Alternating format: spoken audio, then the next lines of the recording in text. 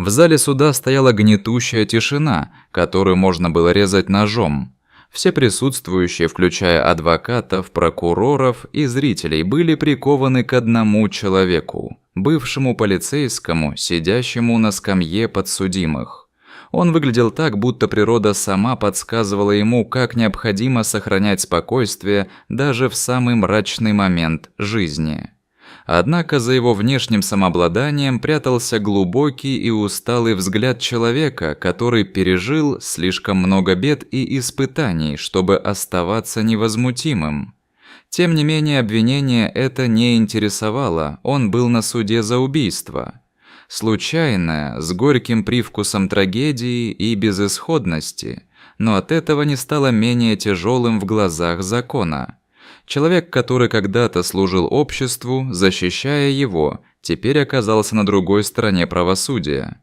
Он действовал в целях самообороны, защищая себя в тот момент, когда времени на раздумья не было. Но разве простой здравый смысл мог подпереть основы такой громкой структуры, как суд? Судья, пожилой мужчина с серебристыми висками и глубокими морщинами, которые отражали годы ненадолго охватывающей его светлой службы, внимательно слушал каждое слово. Он смотрел на представленные доказательства, слушал показания свидетелей и замечал в взгляде подсудимого не агрессию и злость, а скорее боль и сожаление. Судья знал, что этот человек на самом деле не желал зла. Его действия были вызваны страхом и инстинктом самоохранения. Это не отменяло ответственность, но добавляло глубины происходящему. Когда в зале начались последние прения, судья, казалось, уже собирался огласить приговор, но подсудимый встает с места, прерывая молчание. «Разрешите мне, пожалуйста, обнять мою маленькую дочь один раз, прежде чем вы примете решение». Слова были произнесены негромко, но их сила была столь велика, что все вокруг затихло. В первом ряду сидела девочка, не старше 6 лет, рядом с бабушкой, которая прижала ее к себе, пытаясь защитить от всего происходящего. Когда ей позволили подойти, она не спешила, шла осторожно, осознавая важность момента. Мужчина, который был когда-то ее защитником, опустился на колени, и в этот миг в воздухе повисло напряжение. Девочка бросилась к нему, обвив руками его шею. Он закрыл глаза и прижал ее к себе, как будто в этом объятии хотел передать все: свою безусловную любовь, прощение за ошибки, накопившиеся за много лет, и надежду на то, что жизнь может стать иной. Судья отвел взгляд, моргнул, а затем еще раз. Усталая душа не могла остаться равнодушной к этому трогательному моменту. Он достал платок и молча утер глаза.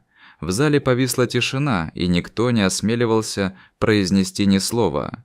Этот маленький акт любви и связи был столь громким и ощутимым, что никто не мог его игнорировать. Наконец голос судьи зазвучал, дрогнув впервые за множество лет. Обстоятельства этого дела исключительные. Учитывая факт самообороны, искреннее раскаяние подсудимого, а также влияние этого решения на несовершеннолетнего ребенка, я принимаю решение заменить наказание на условный срок. Этот пассаж, произнесенный с явной тяжестью на сердце, стал до боли ясным для всех присутствующих. Тишина, которая вновь окутала зал, но теперь она была иной. В ней больше не было тяжести, она была теплее, спокойнее. Возможно, это было редкое мгновение, когда закон и человек находили общий язык. Судья понимал, что за стенами этого суда есть маленькая жизнь, которая зависит от решений, принимаемых взрослыми, и он обладал силой обеспечить ей лучшую судьбу. Среди зрителей раздались тихие всхлипы, тогда как некоторые шли навстречу выходу, еще переваривая решение. Было видно, что каждый осознавал, этот случай стал исключительным, а иногда и подтолкнул их к осмыслению собственных жизней и ценностей. Тем временем подсудимый обнял свою дочь и нежно наклонился к ней.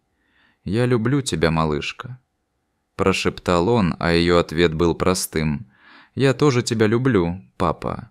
Эти слова были простыми, но в них заключалось так много, связь, которая всегда была и будет важнее, чем любые земли и достижения.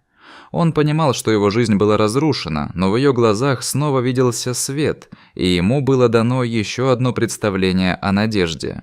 Следующие дни стали своеобразными репетициями.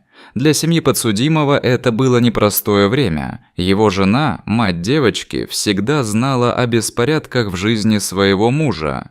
Она знала, что он может делать все возможное, чтобы защитить их, но обстоятельства иногда заставляют делать трудные выборы. Несмотря на громкую победу в зале суда, в сердце у каждого оставалась тень горечи.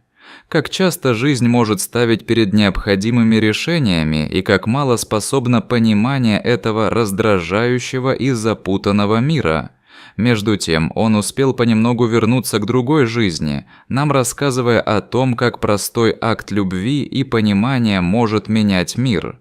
Семья не стала спокойно жить после этого случая. Каждый день они учили друг друга принять ситуацию, прощая ошибки, а не прерывая свои связи. Внимание к друг другу стало для них не просто привычкой, а обязательством. Это вытекает из обоих источников – страха и любви. Будучи на грани нового начала, мужчина стал больше времени проводить на улицах. Социальный работник, который забирал его трудности, также был полезным другом, открывшим перед ним новые горизонты. Он видел, как его жизнь может снова меняться, выстраивая пространство для новых воспоминаний и созданий. Все различные визиты, встречи, небольшие разговоры напоминали о силе общения, разношерстные, каждый раз прерывающиеся мысли и мнения. Почему в этот тот день все обращали внимание именно на эту семью? Возможно, чувство надежды, когда так часто оно разочаровывает. Деликатный момент вмешивания в чужую жизнь может привести к новым предоставленным возможностям. Это решение оказало значительное влияние не только на бывшего полицейского и его семью, но и на всю общину. Люди начали обсуждать ответственность и благотворность персонального выбора, а также важность ежедневного понимания различий.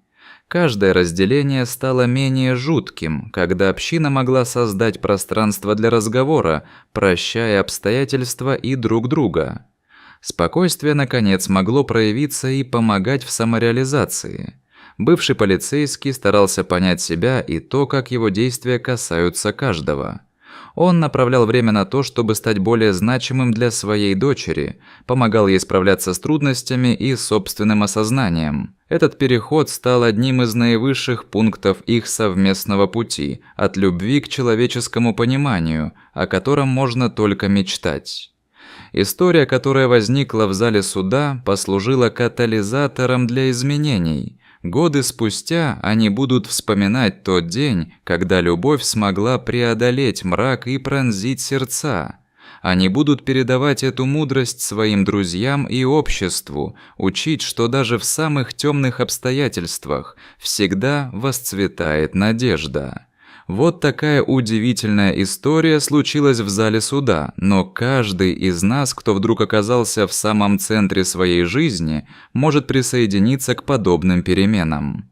На пути, открытом между нами, каждый шаг направо был важен, ведь это не просто несправедливость, это жизнь, полная любовью, стремлением и надеждой. Друзья, если вам понравилось это видео, не забудьте поставить лайк и подписаться на наш канал. Впереди еще много интересного.